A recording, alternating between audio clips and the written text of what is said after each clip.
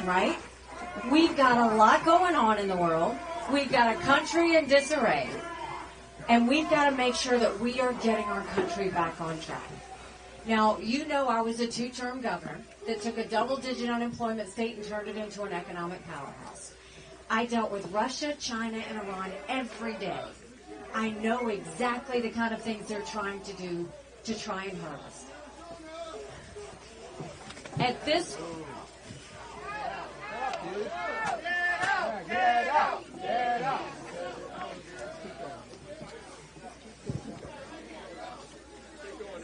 You know, I'll tell you this. Don't ever get upset at people like this or the people out there. My husband is deployed right now, and they sacrifice their lives every day for us to have the ability for them to do that, to have freedom of speech. So we should never get upset about that. So you look at this race, and you see we had 14 people in the race. We got rid of a dozen of the fellas. We just got one more that we got to catch up to. We started with 2% in Iowa. We finished with 20%. We went to Nevada, and Trump said we'd be down by 30 points. We got 43% of the vote. But the bigger issue is you have a Republican incumbent who didn't get 43% of the vote. Think about that. Then the next day, he says anybody that supports Nikki Haley will be barred permanently from MAGA. We had a little fun with that. We did T-shirts that said barred permanently. We sold 20,000 T-shirts when we did that. Then he goes a step further, and he says the RNC needs to name him the presumptive nominee. We don't do coronations in America. You have 47 other states and territories that need to vote, and they have the right to do that. And then he has a court case that he loses. Whether it was him talking about revenge after the New Hampshire election and throwing that temper tantrum on stage that he did, or whether it's him talking about being a victim after that court case, what bothers me the most is he never talked about the American people. He never talked about the $34 trillion in debt. He never talked about the fact that only 31% of 8th graders in our country are proficient in reading. He never talked about the fact that we have an open border that's lawless. He never talked about the lawlessness in all our cities. What about the hundreds of thousands of Americans that are out of that have no power right now because of the storm? He never talked about the wars around the world. Was the storm climate change?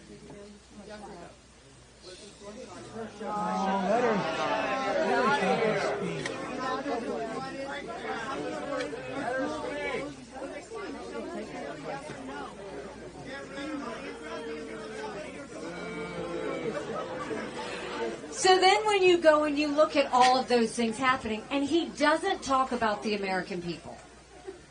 And then the campaign disclosures come out. And he spent $50 million in campaign donations on legal fees for his own personal court cases. Think about that. Terrible. And then you look at what happened yesterday. Republicans lost a bill on the border. Republicans lost a bill on supporting Israel. The RNC chair lost her job. Donald Trump was found that he's not immune from any of the charges that are coming up. It is total chaos. And I'll tell you, I voted for Donald Trump twice. I was proud to serve America in his administration. But chaos follows him.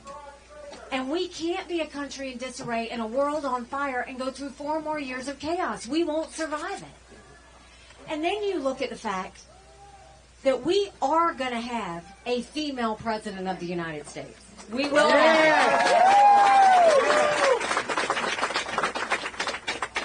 it. But the hard truth is, it's either going to be me or it's going to be Kamala Harris. You look at any of those general election polls, in every one of them, Trump loses to Biden by 7 points, by 9 points. On a good day, he's margin of error. He might be up by 2. I'm in every one of those same general election polls. And I defeat Biden by up to 17 points. Great. Do you know what that means? That's bigger than the presidency. That's House, that's Senate, that's governorships, that's school board. But more than that, you win by that kind of double-digit margin, you're going into D.C. with a mandate to stop the wasteful spending and get our economy back on track. A mandate to get our kids reading again and go back to the basics in education. A mandate to secure our borders with no more excuses. A mandate to bring law and order back to our country. And a mandate for a strong America we can all be proud of. Don't you want that? We got to repeal government. Because we could have that. But in order to have that, it's going to take a lot of courage. Courage from every person in this room. Courage for me to run. And courage for every one of you to know, don't complain about what happens in a general election if you don't play in this primary. It matters. 7 months ago, I dropped my husband off at 4 a.m. for another year-long deployment. And I watched him and 230 soldiers pick up their 2 duffel bags of belongings to go to a country they'd never been, all in the name of protecting America. They're willing to sacrifice their lives and their families because they still believe in this amazing experiment that is America.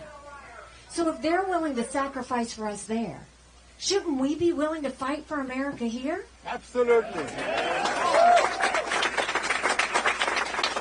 Because we have a country to save. But in order to save her, we all need to do our part. California is an important state. Trust me, there are more of us than there are of them. They may be louder, but we're mightier. And what it takes is getting everybody you know out to the polls to do early voting. We lost a lot of people out of our party. Get them to change their registration and come back to us. Because if we go and are loud and we get people involved, that's when we get things back on track. That's when we can make the difference that we know we need to make. You know, I look and I was just talking about, we were talking about infrastructure and the water and the electric grid and all these things. I've seen what China wants to do to us. They right now are in our infrastructure system. We've seen what Russia and Iran try and do to us, saying death to America. This is a time we can't be distracted. What we know is when America's distracted, the world is less safe. And we're watching that play out now. But we can change this, and we can make a difference. So I will tell you this, that while they are loud and chaotic, that is every reason we have to get motivated. Someone asked me why I was running, and I said, you know, my parents came here 50 years ago to an America that was strong and proud and full of opportunities. I want them to know that country again. I'm doing this for my husband and his military brothers and sisters. They need to know their sacrifice matters. They need to know that we love our country. I'm doing this for my daughter who just got married, and I saw how hard it was for her and her husband to buy a home. The average home buyer in America now is 49 years old. The American dream is leaving them. And I'm doing this for my son who's a senior in college. And I am tired of watching him write papers of things he doesn't believe in just to get an A. That's not us. That's not America. And for the first time, 81% of Americans don't think their kids are going to live as good of a life as we did. We can't be okay with that. I'm not okay with that. We do have a country to save. But I'll tell you this. If you will join with us in this movement, if you will stay with us in this fight, I'm not going anywhere. Anywhere.